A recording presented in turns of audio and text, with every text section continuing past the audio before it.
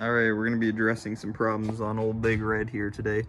Seems like the heater core isn't working to its full potential. If I grab this line here, well, I was just running the truck and I can hold that line and she's cold. But the line that's down there underneath it, she's pretty dang hot. This line's cold and I've been driving for about an hour now. Upper rad hose is hot. Lower rad hose is hot. We've got a problem with the heater core. In this box here, we got some goodies from Rock Auto. Gonna bring these into the shop and we'll show you what we got. All right, so there's a box from Rock Auto there. This is all from Rock Auto. Pull this one out as well. Actually, let me get some lights on in here. All right, now that we have set the mood for everybody, what we've got for the heat to fix everything in this truck is the blower motor also is not a fan of the cold. So in this box should be a new blower motor. All right, there we go. Got brand new blower motor. What's in here is, I believe, let's double check. Should be a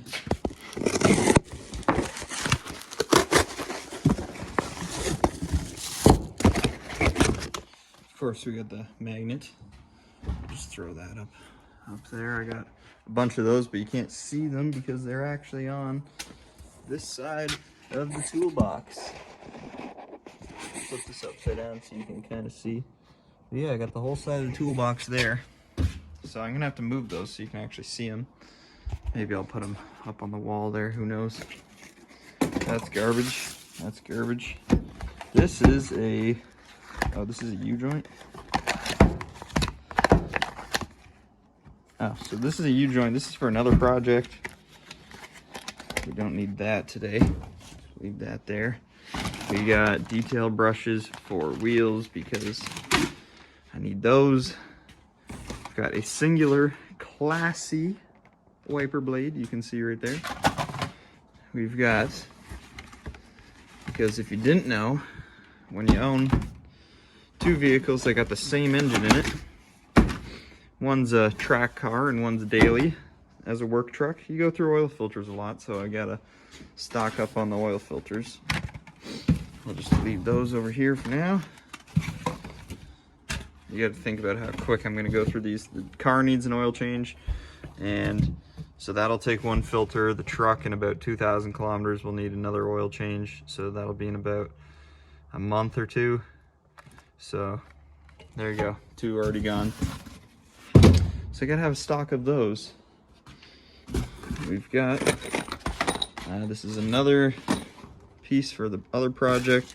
Got some gasket here. This, I believe, is a,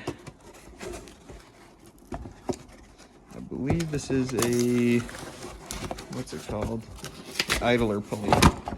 Mine, I got from the junkyard when I did the AC compressor swap.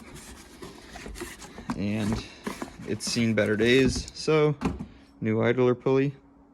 And hopefully this will not make any noise like the other one does. Doesn't make it too much, it's just when it's raining and stuff it tends to squeak. So but we've got some more magnets in here, so I'll just put these up on the wall for now. And then what the main focus of today is heater core replaced. Gonna focus on getting that done today. Luckily, these parts are still fairly cheap for these trucks. These, I think, are around $20, $20 or $30. And these are about $20, $25, give or take. It's Canadian, so monopoly money. If you guys didn't know, the glove box also comes out fairly easy. You just have to push the two sides in at the top. That's what's holding it in up here. And then you kind of just pull the glove box out. And this way, we don't need to do that, but it just makes it easier to get at the blower motor and the wiring that's up there. So there's this cover that's on the blower motor, which this needs to just come off, and then you'll see the bolts, and there's just a couple bolts on there, and that all comes out. Here's the heater core right here. There's a couple bolts that are up underneath here. I don't know exactly where yet, but there's a couple bolts like these ones, and those got to come out. This cover comes out. Heater core just slides out from underneath there, and Bob's your uncle. First thing we got to do to gain access is remove these wires up here for the mass airflow and the intake air temp. Pop those off. We took an 8mm, we loosened up this coupler over here.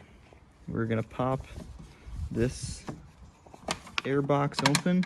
If you guys want to know how to make big power with the V6, grab yourself a K&N air filter.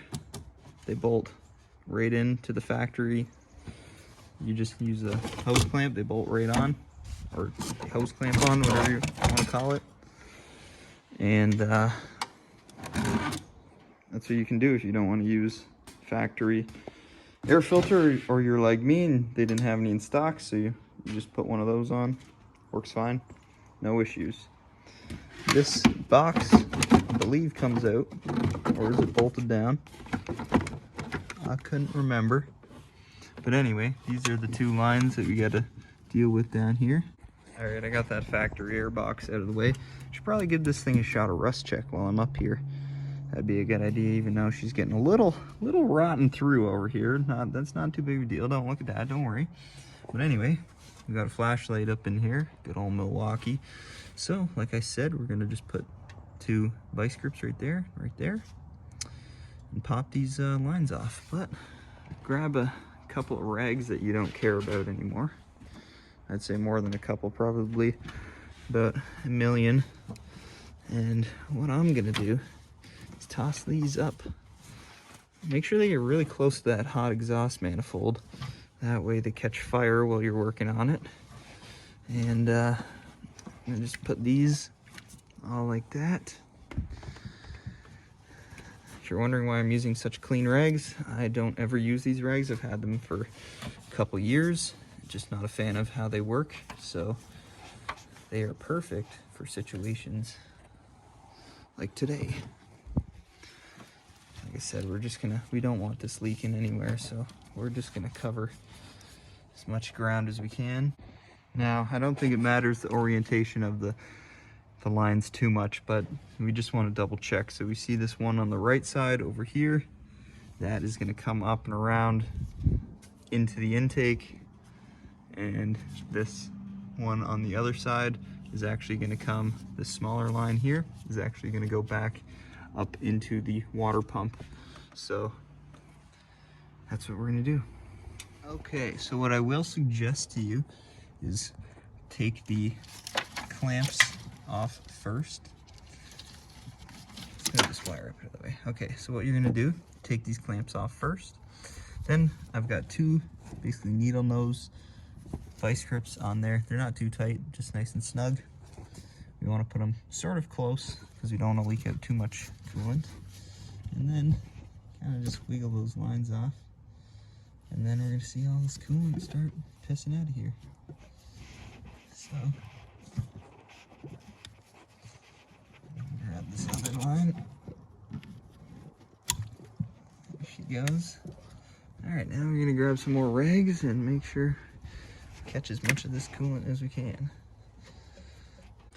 Alright, so what we did, there's two clips up here. One's purple, one's black, positive and ground. Purple is going to be your positive. It goes on that lead right there. Black one goes on that lead up there. And now we just have a couple more these screws to take out. Blower motor comes out. But now we're going to focus on getting the rest of this heater core out. So this is what I'm trying to tell you guys when GM used such a strange size socket that most standard socket sets do not have the proper size. As you can see, that does not fit on there. It's the same, all these bolts in the entire underside here are all the same, but this is a 5mm, right? Obviously the 5mm doesn't fit on, and I think we have, all I have left is a 6 mil, and it's loose. It is a, as you can see, this is a 1/4 inch. It does not fit on. It's too big, right? So you'd think, oh, maybe this, if I can get it out with one hand. 1 sec. There we go. Maybe this 3/16 will fit, right? Gotta put that on. Too small. Doesn't fit. A toolkit that I completely forgot I had. So there's a lot of good tools up in this thing. But I believe I got the right size. It is a 7/32. So I've got 2 of these up here. We're gonna give this a try. I'm pretty sure that the 7/32 is the right one. But let's do some heater core. All right, so the 7/32 is the right size socket. So let's go ahead, pull this whole thing apart. Now, up in here, there's one screw that's right there. It's very difficult to get at. I don't know if it's because I have the vinyl flooring or not, but I'm very confident that that screw, it's actually right, see where my finger is right there? It's up in there. I'm very confident that screw will not be going back in. So,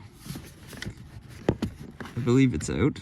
And now we gotta try to pull this box out. All right, now that this is out, you guys can kind of see where it's screwed in at. So there's a screw back here, there, 2 there, along the side. Yeah, mine's got a hole in it. Someone kicked it, so I might try to cover that up because whatever. But this is a great time to clean this out and clean up as much as you can up in there. So now we gotta pull this heater core out. And this is gonna be real fun. All right, now that the heater core is out, you can kind of see how gross that is. I have a feeling this is probably the original one. I'm not sure if there'd be a stamp to show if it was or not. There goes my nasty coolant. Look at that. Look at that. What else? Ugh. Look at that. That is gross. That is gross. Yes, I know it's supposed to be orange, but I hope you can see all the crap that came out of it. So, yeah. It's a good thing we're replacing this. And put this fresh one in, get some fresh air blowing through it. I don't even, can you see through this one? You can barely even see through this one anyway. Versus that. Anyway, I'm gonna throw this in, throw the blower motor in. So here's the old blower motor. You can hear, but, oh, there we go. Versus, so that, see how good that thing spins? Versus. But that being said, what we have to do is switch a few things over. This tube has to be switched over. This ground right here has to be switched over to right here. Oh, voice crack. But then we got to take these metal inserts out. I believe we got to put them in this one. Yeah. So we gotta kind of do some switching over here. All right. So what you're gonna do with this gasket is you're gonna place it on top, and then you'll fold it so it goes underneath. And basically it's just easier to get on that way. The rubber seal will stay underneath the blower motor, and then these little rubber grommets sort of just slide in place. It's kind of how it will look. Then you put these back in and put the ground strap back on where it goes. Put the little tube in. This tube just pulls out, so you just pull it out of that one, slip it in this one. Now we got the new blower motor, and we're gonna put the new heater core in. Now we got the heater core in.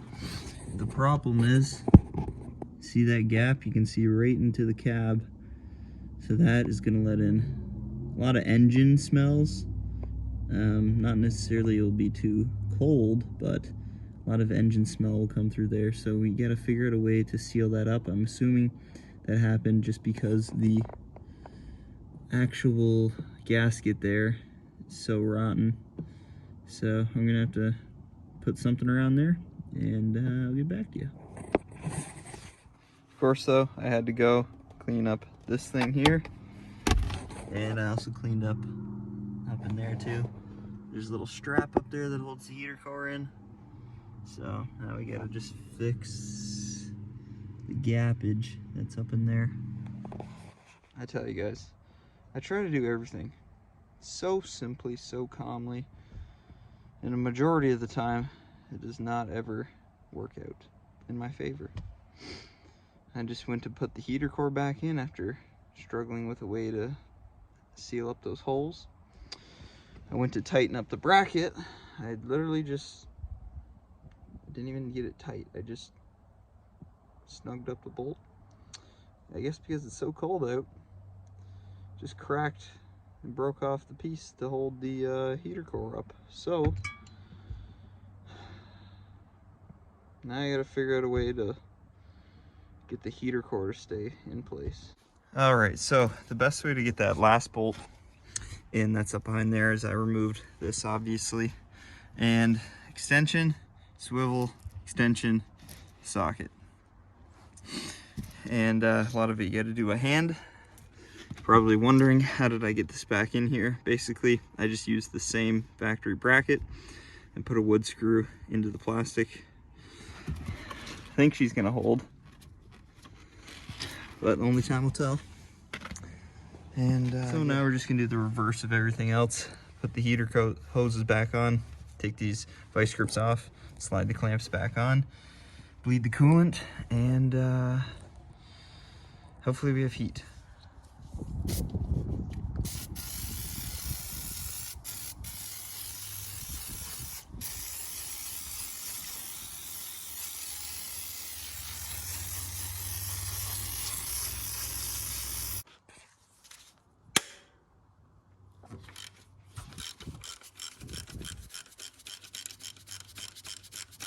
Old junkyard pulley that I just took a wire wheel to it.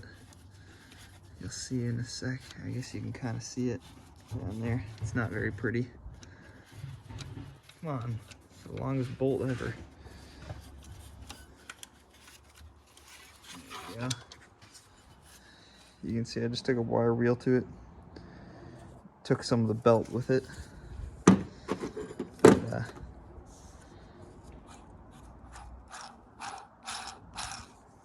Bearing's not perfect in that one. So, slip this one in. And then get to bleeding the coolant. There we go, new pulley. Belt is tight, intake is on. That's in, there's coolant in there. Let's bleed this bitch. All right. Got the blower motor in, heater core is in. Turn the heat on. We have got heatage coming out of these vents. Finally have heat after a long time. It's been cold. Make sure there's no leaks. And button up the rest of this, but oh, I am glad that the heat works in here finally, man. It's been a while, it's been pretty cold in here.